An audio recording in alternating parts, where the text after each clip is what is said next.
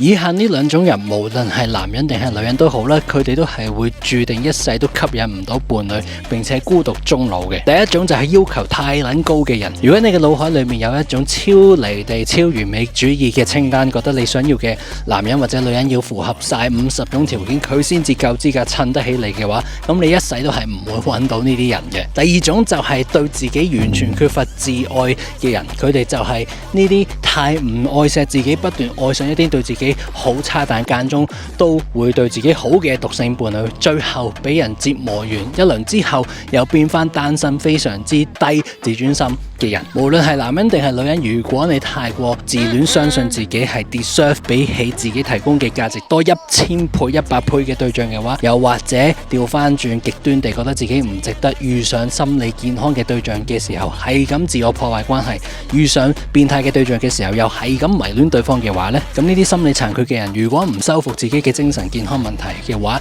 其實係冇可能吸引到能夠長遠幸福快樂地生活落去嘅伴侶，最後就只能夠孤獨終老嘅。